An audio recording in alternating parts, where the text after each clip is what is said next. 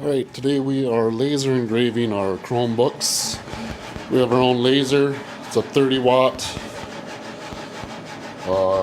Epilogue mini helix. And I'm just putting our own asset tag on it. That way if the serial numbers ever get scratched off, we still know what serial number it is.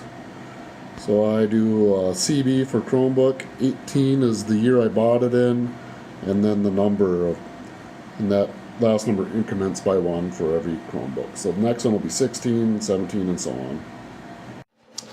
And I'm doing it at a speed of 100 and power of 85. DPI is set to 400.